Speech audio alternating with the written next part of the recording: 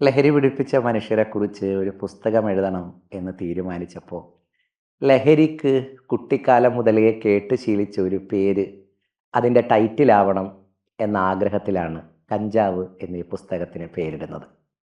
കഴിഞ്ഞ 4 മാസം കൊണ്ട് കഞ്ചാവ് 5-ാം പതിപ്പിലേക്ക് എത്തിയിരിക്കുകയാണ്.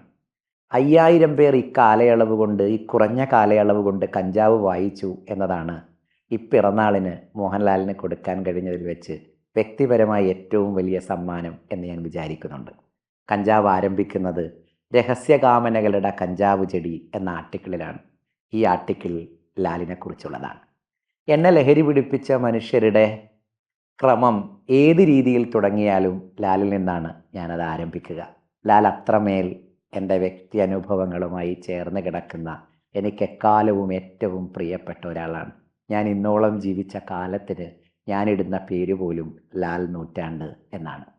എന്തുകൊണ്ട് മോഹൻലാൽ എന്ന ചോദ്യത്തിൻ്റെ ഉത്തരം പറഞ്ഞുകൊണ്ടാണ് ഈ പുസ്തകത്തിൽ ആർട്ടിക്കിൾ ഞാൻ ആരംഭിക്കുന്നത്. ലൈഫ് എൻ്റെയാണ്, എൻ്റെ മാത്രം. ഞാനത് അലമാരയിൽ വെച്ച് പൂട്ടും, ചില്ലുപാത്രം പോലെ എറിഞ്ഞുടയ്ക്കും, റബ്ബർ പന്ത് പോലെ തട്ടിക്കളിക്കും, ചപ്പാത്തി പോലിട്ടു പരത്തും, ദോശ പോലെ ചുട്ടു തിന്നും. ലോഹിതദാസ് മോഹൻലാലിന് വേണ്ടി എഴുതിയ ഡയലോഗാണ് സിനിമ ദശരഥം. ചെമന്ന വെളിച്ചം പരക്കുന്ന നക്ഷത്ര മധ്യാലയത്തിൽ നിന്നിറങ്ങി വന്ന് മോഹൻലാൽ അത് പറഞ്ഞ ദിവസം ഇപ്പോഴും ഓർമ്മയുണ്ട്. ഒരു തുള്ളി കുടിക്കാതെ പൂസായിപ്പോയ ദിവസമാണത്. പിന്നെ ജീവിതം എന്താണ് ഇങ്ങനെയെന്ന് ചോദിച്ചവരോടൊന്നും ഒരു യമണ്ടൻ ഫിലോസഫിയും അടിച്ചിട്ടില്ല. ലൈഫ് എൻ്റെയാണ്, എൻ്റെ മാത്രം എന്ന് ആവർത്തിച്ചതല്ലാതെ. ഒരുപാടേറെ വിലക്കുകളിൽപ്പെട്ട് ഇങ്ങനെ ജീവിക്കാമോ, ഇങ്ങനെ മിണ്ടാമോ, ഇങ്ങനെ ചേർന്ന് നിൽക്കാമോ എന്നൊക്കെ പേടിച്ചു പേടിച്ച് ജീവിക്കുന്ന മനുഷ്യരാണ് നാം ഏറെയും.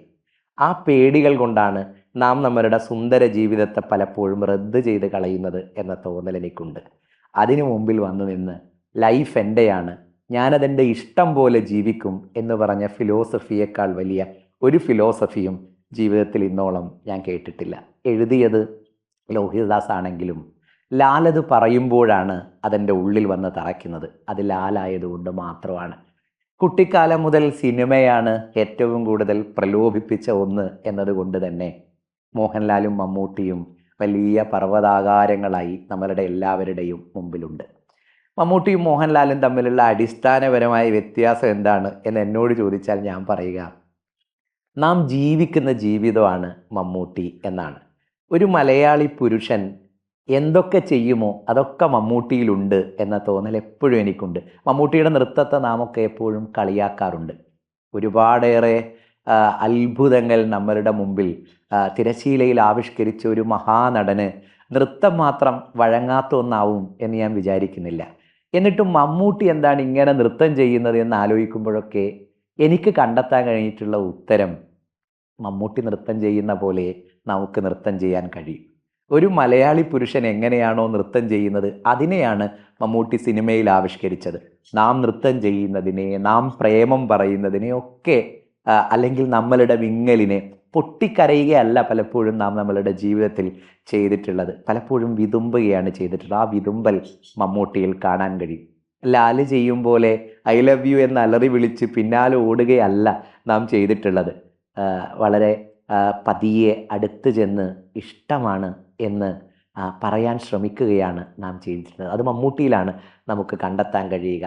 നാം ജീവിക്കുന്ന ജീവിതമാണ് മമ്മൂട്ടി, നാം ജീവിക്കാൻ ആഗ്രഹിക്കുന്ന ജീവിതമാണ് മോഹൻലാൽ. എന്നെങ്കിലും ജീവിക്കാൻ നാം ആഗ്രഹിക്കുന്ന ജീവിതത്തിൻ്റെ ആകത്തുകയാണ് മോഹൻലാൽ എന്നെനിക്ക് തോന്നാറുണ്ട്. അതുകൊണ്ട് തന്നെ ഒരു പ്രലോഭന വസ്തുവായി എപ്പോഴും എൻ്റെ കാഴ്ചവട്ടത്തിൽ ലാലുണ്ട്. ഞാനത് അങ്ങനെ തന്നെ ഈ പുസ്തകത്തിൽ എഴുതുന്നുണ്ട്. ഇത്രയും സുന്ദരനായ, സൽസ്വഭാവിയായ, ചക്കരക്കുട്ടനായ ഒരു പെൺകുട്ടിക്ക് മനോഹരമായ ജീവിതം വാഗ്ദാനം ചെയ്യാൻ കഴിവുള്ളവനായ ഈ എന്നെ നിനക്കൊരിക്കലും വെറുക്കാൻ പറ്റില്ല. ഇറ്റ്സ് ഇംപോസിബിൾ എന്ന ലാലിസവും നെഞ്ചേറ്റി ഐ ലവ് യു എന്ന അലറി വിളിച്ച് ആത്മാദരത്തിൻ്റെ കൗമാര വഴികളിലൂടെ നടക്കാൻ പഠിപ്പിച്ച തൊലിക്കട്ടിയുടെ പേരാണ് മോഹൻലാൽ എന്നതൊരു വല്ലാത്ത തൊലിക്കട്ടിയാണ്. അതുകൊണ്ട് തന്നെ എൻ്റെ ടെറസിനു മുകളിൽ ഞാൻ വളർത്തിയ ഒരു രഹസ്യ കാമനകളുടെ കഞ്ചാവ് ചെടിയാണ് എനിക്ക് ലാൽ. ജീവിതം സത്യത്തിൽ ഒരു മോഹൻലാൽ ഡയലോഗാണ്. എൻ്റെ ഉള്ളിൽ ഞാൻ ചങ്ങലക്കിട്ട് കിടത്തിയ ഒരാളുണ്ട് എന്ന വെളിപാട്. പലവിധമായ വിലക്കുകളിൽ ഞെരുങ്ങി ശ്വാസം മുട്ടിക്കിടപ്പുള്ള സ്വാതന്ത്ര്യാന്വേഷിയായ ഒരാളുണ്ട് നമ്മുടെ അകത്ത്. അയാളാണ് മോഹൻലാലിനെ സ്നേഹിച്ചത്, നമ്മളല്ല. അയാൾ ആഗ്രഹിച്ച ജീവിതമാണ് മോഹൻലാൽ.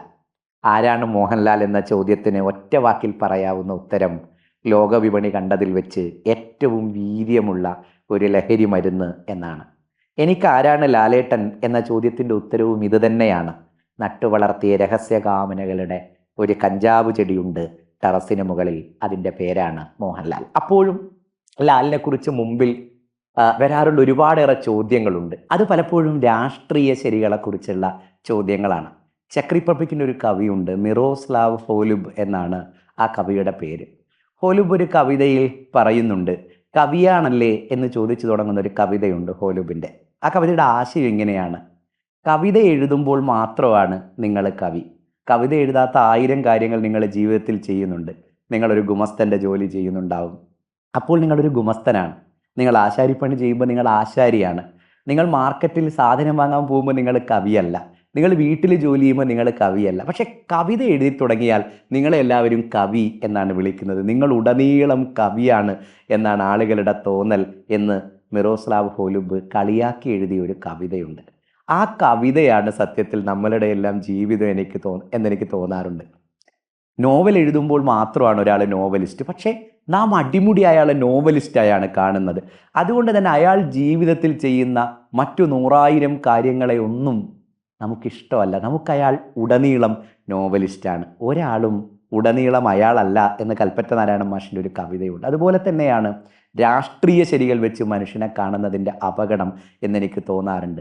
നമ്മളുടെ കാഴ്ചപ്പുറത്ത് വന്ന് നമ്മൾ അത്ഭുതപ്പെടുത്തുന്ന മോഹൻലാൽ മാത്രമാണ് നമ്മുടെ മോഹൻലാൽ. അതല്ലാത്ത 1000 മോഹൻലാലുണ്ട് മോഹൻലാലിൻ്റെ ജീവിത പരിസരത്ത്. അതൊന്നും നമ്മെ പ്രലോഭിപ്പിക്കേണ്ട എലമെൻറ്റുകളല്ല എന്നെനിക്ക് തോന്നാറുണ്ട്. അതുകൊണ്ട് തന്നെ ഏത് വിരുദ്ധാഭിപ്രായത്തിൻ്റെ മാനദണ്ഡങ്ങൾ വെച്ച് ലാലിനെ മെഷർ ചെയ്യാൻ തുടങ്ങിയാലും ഞാനതിന് പുറത്താണ് നിൽക്കുക.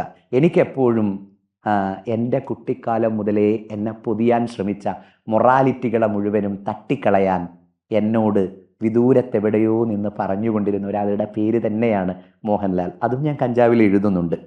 ഇന്നലെ ഞാനൊരു ആന്ധ്രക്കാരൻ്റെ കൂടെയായിരുന്നു എന്നു പറഞ്ഞ കാമുകിയെ അസ്വസ്ഥതകളില്ലാതെ അയാൾ നോക്കിയിരിക്കുന്നത് കണ്ട് രതിനോട്ടങ്ങളുടെ തിരനോട്ട കാലത്ത് അത്ഭുതപ്പെട്ടിട്ടുണ്ട്.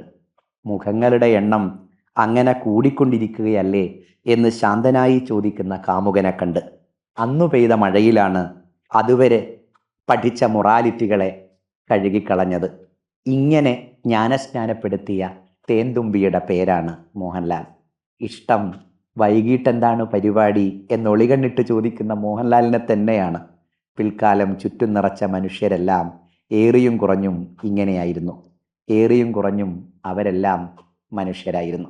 എപ്പോഴും എൻ്റെ ചുറ്റുവട്ടത്ത് നിന്ന് ലാല് നമ്മൾ വിചാരിക്കുന്ന ആളല്ല എന്ന് പറഞ്ഞുകൊണ്ടിരുന്ന ആളുകളുണ്ട്. അപ്പോഴും എൻ്റെ അഭിപ്രായം മോഹൻലാൽ ഞാൻ വിചാരിക്കുന്നയാളാണ് എന്ന് തന്നെയാണ്. ലാലേട്ടൻ ഞാൻ ഉദ്ദേശിക്കുന്നയാളാണ് എന്ന മറുപടി അന്നും ഇന്നും എനിക്കുണ്ട്. ആരാണ് മോഹൻലാൽ എന്ന ചോദ്യത്തിന് ഉൽപ്പത്തിയോളം പഴക്കമുള്ള നമ്മുടെ ത്വരകളെ ഊതിക്കത്തിച്ച പാപിയായ പുണ്യാളൻ എന്നാണ് ഉത്തരം. വിലക്കപ്പെട്ട കനികളെ തേടാൻ പഠിപ്പിച്ച വിശുദ്ധൻ, 16,108 കൃഷ്ണൻ. അങ്ങനെ പറഞ്ഞാണ് ഞാൻ അവസാനിപ്പിക്കുന്നത്. അങ്ങനെ വിലക്കപ്പെട്ട കനികളെ തേടാൻ എന്നെ പഠിപ്പിച്ച വിശുദ്ധന്, 16,108 കൃഷ്ണന് ഹാപ്പി ബർത്ത്ഡേ.